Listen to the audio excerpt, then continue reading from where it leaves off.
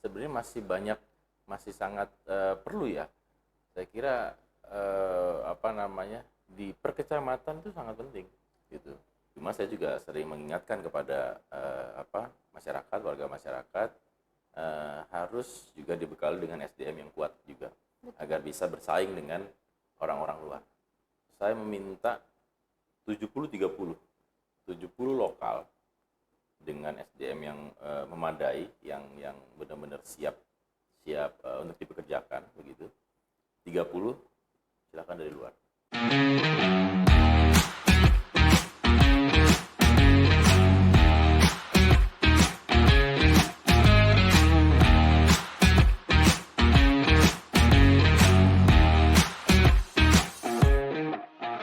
Sebagai wakil ketua Komisi 4, kegiatan sehari-harinya selain Saya ada usaha juga, ya, kecil-kecilan lah ya. Ada usaha juga, terus juga setiap hari saya selalu bertemu sama masyarakat, konstituen, konstituen, siapapun itu. Walaupun bukan konstituen saya juga saya selalu ketemu masyarakat setiap hari. apa yang diminta masyarakat kalau tinggal Banyak sekali.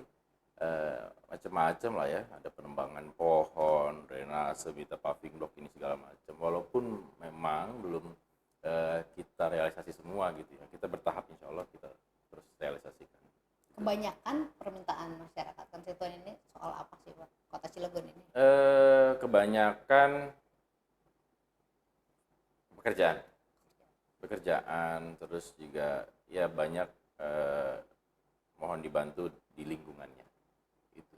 Sebagai kota industri apa kurang? Maksudnya lowongan-lowongan pekerjaan di Kota Cilegon? Saya kira iya kurang, karena yang kita amati, saya pribadi amati, kenapa banyak orang luar yang bisa memayoritas di industri di Kota Cilegon gitu ya. Saya kira dari kawan-kawan pemuda Kota Cilegon juga banyak yang berpotensi. Cuma saya juga sering mengingatkan kepada masyarakat, warga masyarakat harus juga dibekali dengan SDM yang kuat juga agar bisa bersaing dengan orang-orang luar. Nah, Pak, kalau ngomong soal lowongan pekerjaan dengan bisnis makro ya di Kota Cilegon, ini kan apa nggak ada kerjasama dari pemerintah misalnya bisnis-bisnis makro ini harus menyediakan berapa persen dari lowongan pekerjaan untuk warga setempat misalnya. Seperti apa regulasinya? Sudah saya sampaikan pada saat rapat bersama OPD dan juga beberapa industri gitu ya. Sudah semua saya sampaikan.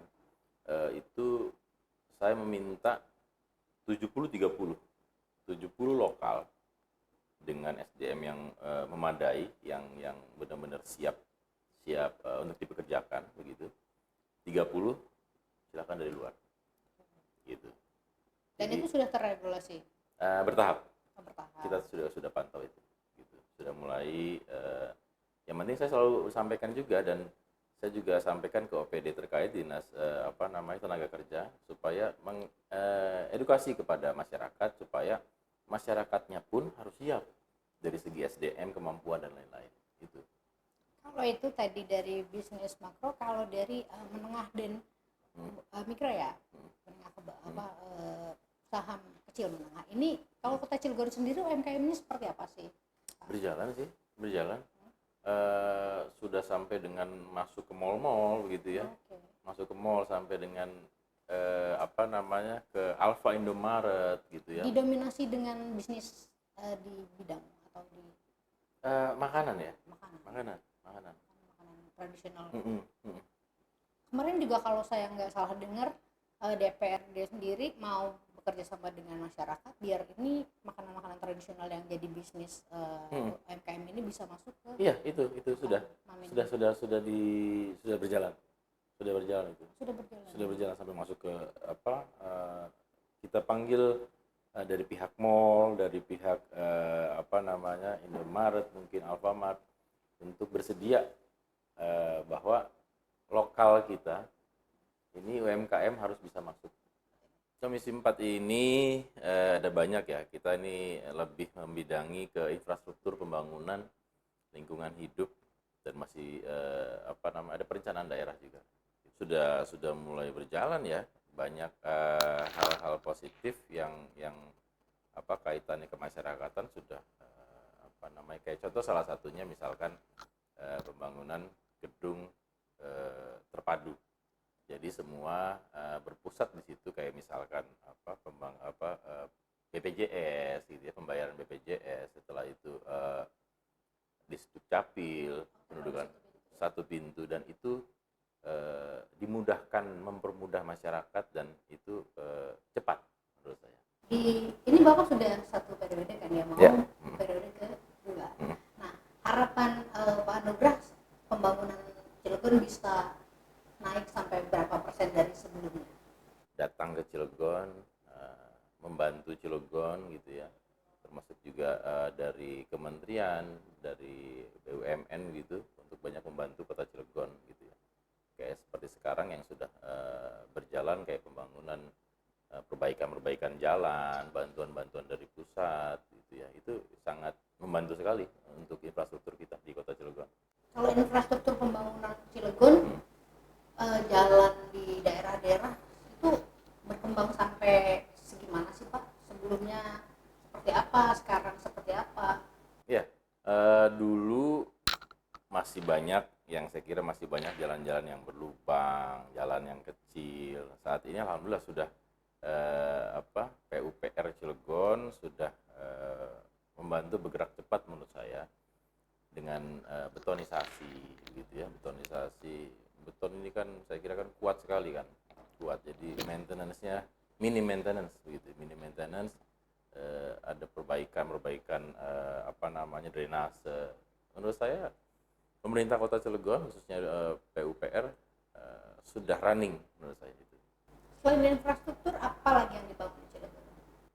Infrastruktur ya banyak, kayak misalkan Sekolah, rumah sakit? sekolah sudah nambah kita juga kan. Rumah sakit sudah mulai bertahap nambah. Ada Hermina, ada nanti ada lagi nih di tahun depan. Sudah mulai bertahap untuk kesejahteraan masyarakat, itu tentunya kan begitu. Nah, kalau ikonnya kota Cilegon yang sudah dibangun saat ini yang bisa dibanggakan oleh masyarakat, kota Cilegon ini membangun apa Pak? Yang sangat menonjol dan terlihat dan dirasakan oleh masyarakat ini alun-alun. Ini sangat dirasakan sekali oleh masyarakat kota Cilegon, yang saya kira nggak perlu jauh-jauh jalan-jalan mungkin ya ke luar kota.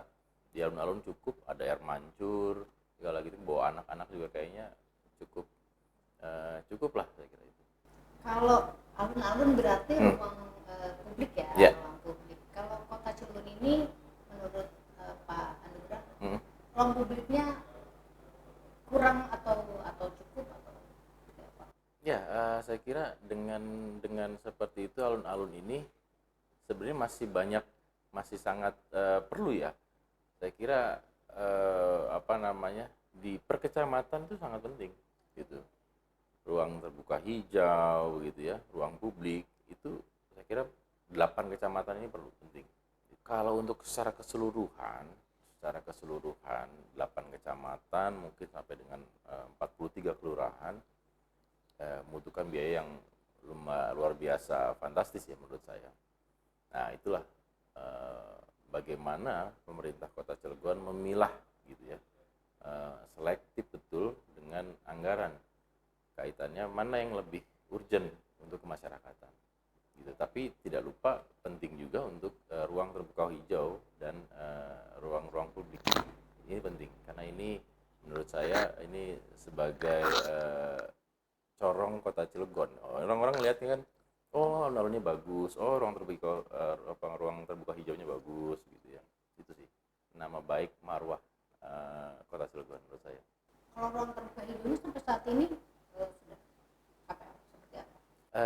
Beberapa titik sudah mulai pembangunan sih, di beberapa kecamatan ya, walaupun memang belum semua.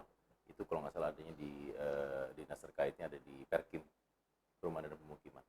Saya saat ini masih menjabat kepengurusan partai sebagai wakil ketua fraksi PAN DPRD Kota Cilegon, dan dari kepengurusan sendiri saya provinsi sebagai wakil ketua DPW PAN Provinsi Banten. Wakil ketua DPW. Kalau sejarahnya nih kalau boleh tahu awal bisa terjun di dunia politik seperti apa sih Pak? Sebenarnya lumayan agak panjang ya, tapi singkatnya saya ini dulu seorang pelaksana di pemerintah Kota Cilegon. Jadi saya seragam coklat dulunya. Gitu. Dulu saya seragam coklat. Saya 10 tahun mengabdi di pemerintah Kota Cilegon. Nah, dari situlah, dari 10 tahun saya mengabdi di Kota Cilegon, ada sedikit bekal ilmu, walaupun sedikit gitu ya, yang akhirnya saya bisa implementasikan, saya adopsi untuk bisa dibawa di DPRD Kota Cilegon. Gitu. Oke, berarti berawal dari ASN Kota Cilegon. Istri satu Nggak berani saya, Putra. karena memang laki-laki itu kemauannya tinggi, tapi keberaniannya nggak punya, gitu. Putra putri sudah Putra 4, putra empat. gitu. Alhamdulillah 4 laki-laki semua. Kalau keluarga seperti apa sih Pak menanggapi Bapak menjadi seorang politikus mendukung? Alhamdulillah sangat sekali mendukung karena memang sebenarnya saya keluarga besar seorang birokrat. Orang tua saya mantan Sekda Provinsi Banten, gitu. Dan juga sempat dulu orang tua saya nyalon wali kota Cilegon pertama tahun 99, gitu. Terus kakak-kakak saya semuanya birokrat semua, dan hanya saya yang di politik, gitu. Tetapi ya bagi saya guru abadi saya ialah orang tua saya sebagai karir tertinggi di Sekda Provinsi Banten. Jadi saya banyak belajar dari beliau, gitu ya. Saya banyak belajar, dan juga di keluarga, di saudara-saudara juga kayak adiknya orang tua saya, bapak saat ini juga di politik juga. Saat ini juga menduduki di DPR RI. Gitu. Jadi saya banyak belajar di keluarga. Gitu. Kalau boleh milih, lebih suka jadi birokrat atau jadi politikus? Politikus. Memang apa sih yang diinginkan sebagai seorang politikus untuk masyarakat? Karena saya ini senang bertemu dengan masyarakat, dan jiwa saya jiwa lapangan yang saya senang sekali bertemu dengan masyarakat, membantu. Niatkan ini fastabiqul khairat, berlomba-lomba dalam kebaikan. Karena kalau di birokrat saya kira hanya seputaran administrasi kepemerintahan saja, tapi terjun langsung tidak begitu kayak anggota dewan ya. Kalau anggota dewan bisa terjun langsung menyerap aspirasi masyarakat dan kepentingan masyarakat perluannya apa. Nah, kalau warga Kota Cilegon sendiri yang Pak Anugrah lihat, apa yang dibutuhkan oleh masyarakat Kota Cilegon yang kira-kira Pak Anugrah bisa fasilitasi? Yang selama ini sudah terrealisasi banyak kayak penerangan jalan umum, gitu ya. Terus juga perbaikan jalan, maintenance jalan, lingkungan juga perlunya paving block dan lain-lain, itu sih. Itu. Kalau di rapat komisi sendiri, apa sih yang paling sering dibahas keluhan? Infrastruktur. Infrastruktur ya. Infrastruktur. Kalau saat ini memang infrastruktur kawasan kumuh di Kota Cilegon seperti apa? Masih ada atau Masih ada, berapa walaupun persen? kecil persenannya. Kecil. Masih ada, hanya beberapa titik saja. Ada target khusus untuk kapan bisa zero kawasan kumuh? Bertahap lah ya, bertahap.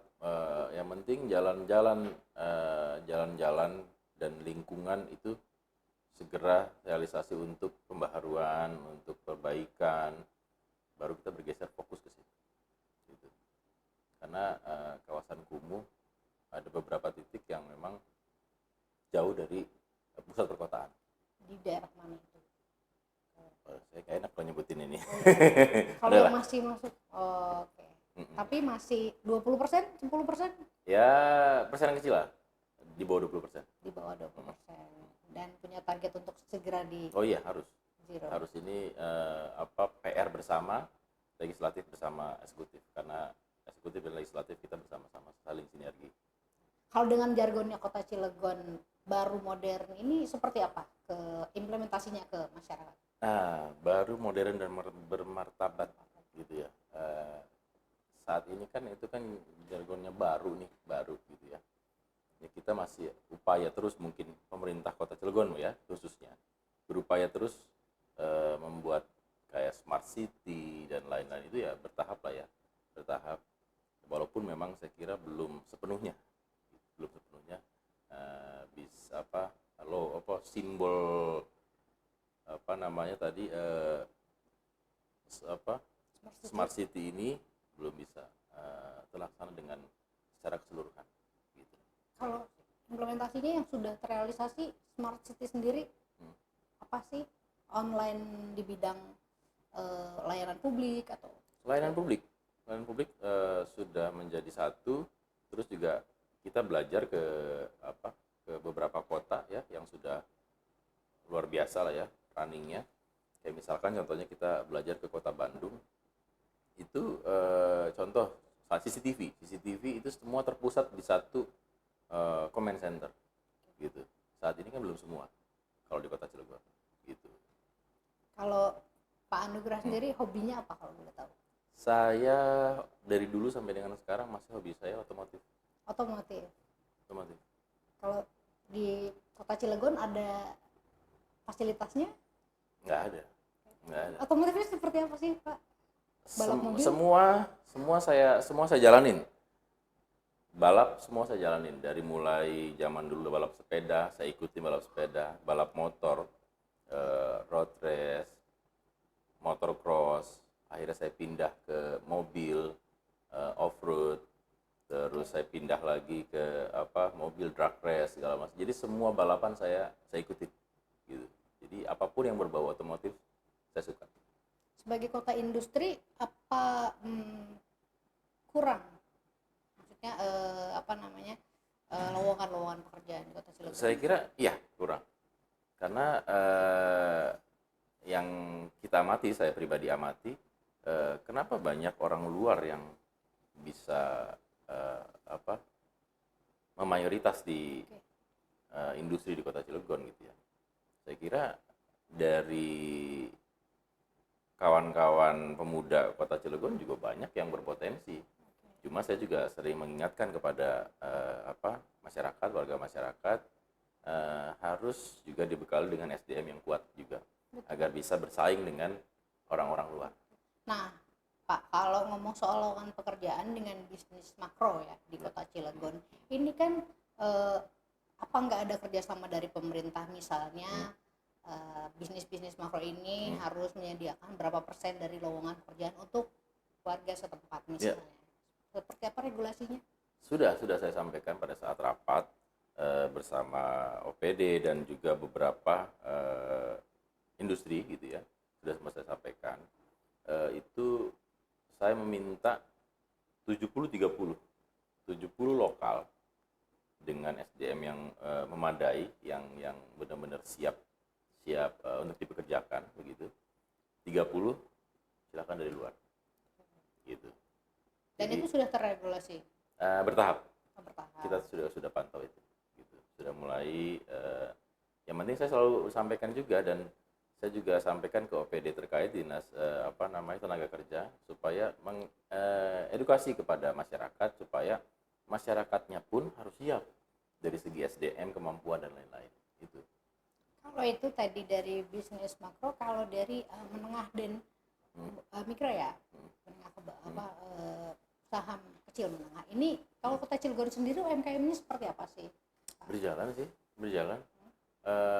Sudah sampai dengan masuk ke mal-mal begitu ya. Okay. Masuk ke mall sampai dengan ke Alfa Indomaret gitu ya. Didominasi dengan bisnis di bidang atau di makanan ya?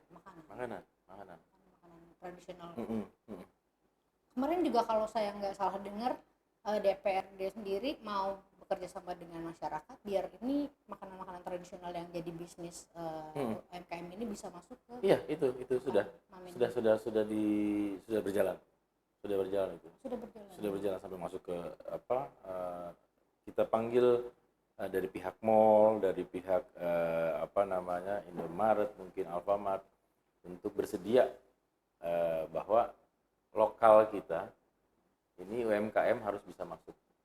Komisi 4 ini ada banyak ya. Kita ini lebih membidangi ke infrastruktur pembangunan lingkungan hidup dan masih ada perencanaan daerah juga.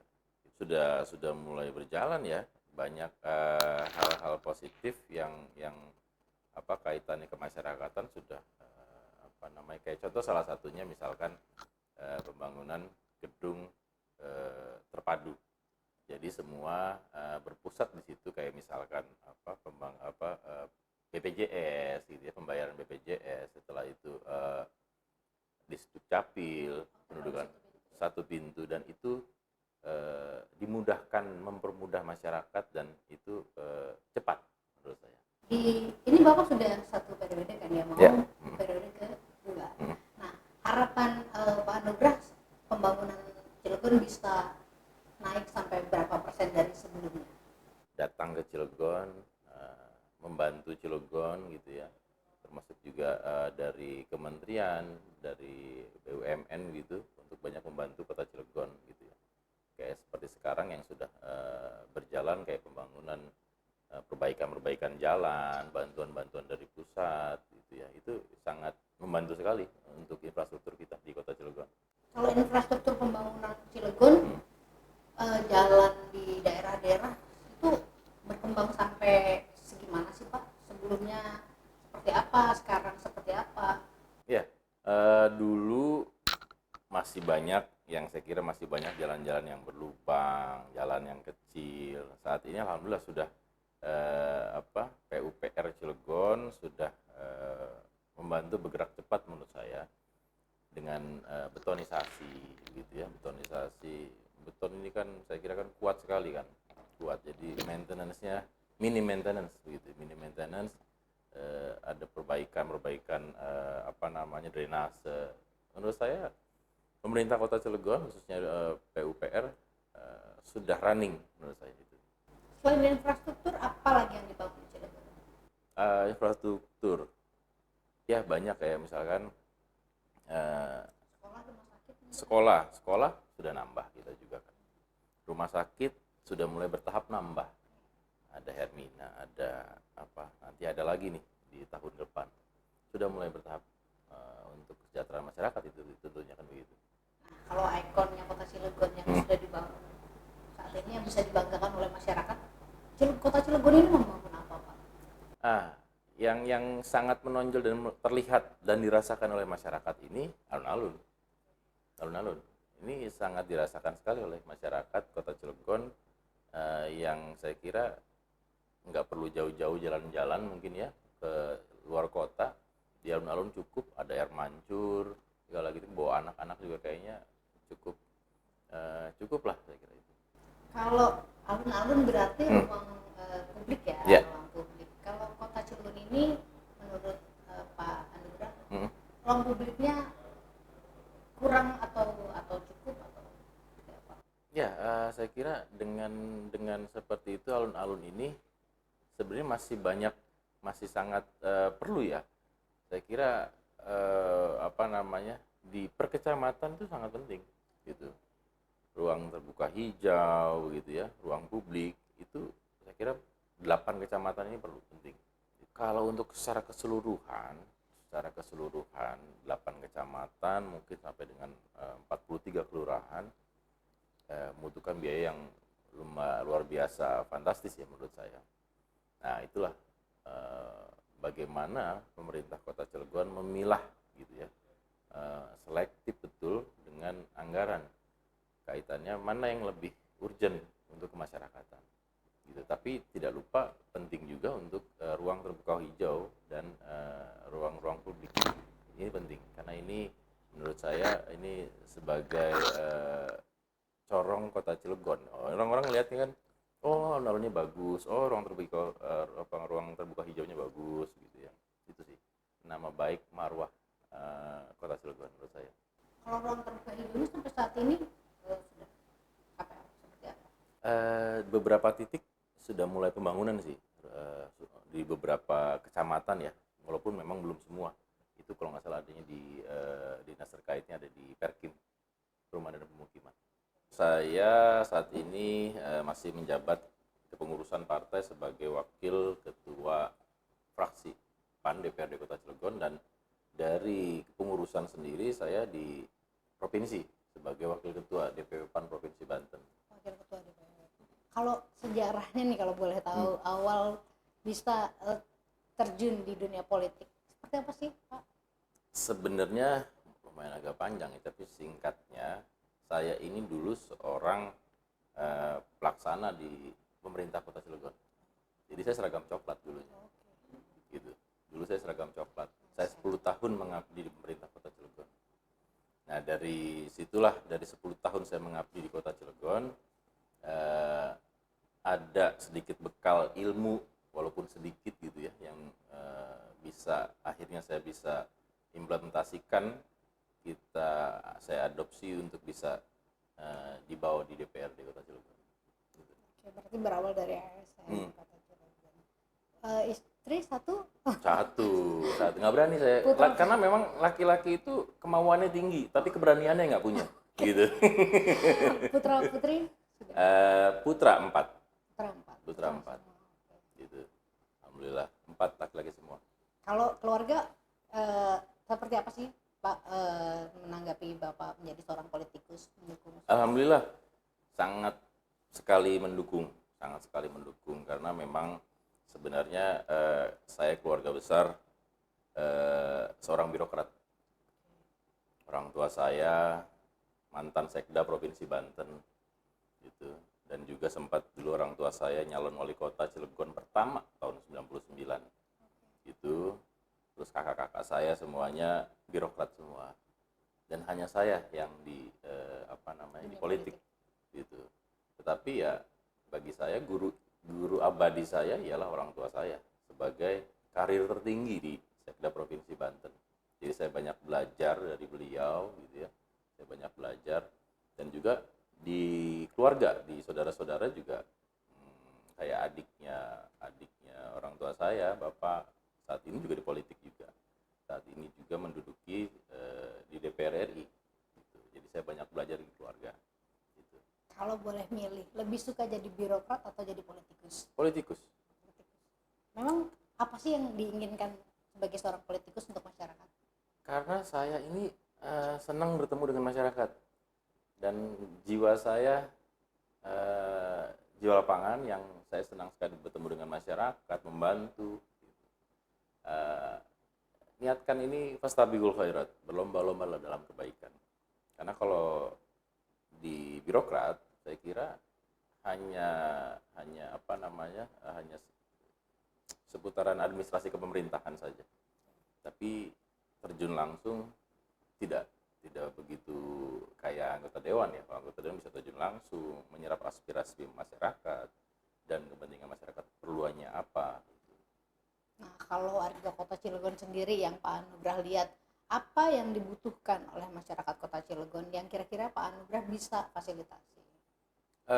Yang selama ini sudah terrealisasi banyak kayak penerangan jalan umum gitu ya, terus juga perbaikan jalan, maintenance jalan, lingkungan juga perlunya paving block dan lain-lain. Itu sih. Itu. Kalau di rapat komisi sendiri, apa sih yang paling sering dibahas keluhan? Infrastruktur. Infrastruktur ya. Infrastruktur. Kalau saat ini memang infrastruktur kawasan kumuh di Kota Cilegon seperti apa? Masih ada atau? Masih ada. Berapa Walaupun persen? kecil persenannya. Kecil. Masih ada, hanya beberapa titik saja. Ada target khusus untuk kapan bisa zero kawasan kumuh? Bertahap lah ya, bertahap. Yang penting jalan-jalan dan lingkungan itu segera realisasi untuk pembaharuan, untuk perbaikan, baru kita bergeser fokus ke situ. Gitu. Karena kawasan kumuh ada beberapa titik yang memang jauh dari pusat perkotaan. Di daerah mana itu? Saya kayak enak kalau nyebutin ini. Kalau yang masih masuk, oke. Tapi masih 20%, 10%? Ya, persenan kecil lah. Di bawah 20%. Di bawah 20%. Dan punya target untuk segera di Oh iya, harus. zero. Harus ini PR bersama legislatif bersama eksekutif, karena eksekutif dan legislatif kita bersama-sama saling sinergi. Kalau dengan jargonnya Kota Cilegon baru modern ini seperti apa ke implementasinya ke masyarakat? Nah, baru modern dan bermartabat gitu ya. Saat ini kan itu kan jargonnya baru nih, baru gitu ya. Ya kita masih upaya terus, mungkin pemerintah Kota Cilegon ya khususnya berupaya terus membuat kayak smart city dan lain-lain, itu ya bertahap lah ya, bertahap. Walaupun memang saya kira belum sepenuhnya bisa simbol apa namanya tadi smart city ini belum bisa terlaksana dengan secara keseluruhan gitu. Kalau implementasinya yang sudah terrealisasi smart city sendiri apa sih, online di bidang layanan publik atau Layanan publik sudah menjadi satu. Terus juga kita belajar ke beberapa kota ya yang sudah luar biasa lah ya runningnya.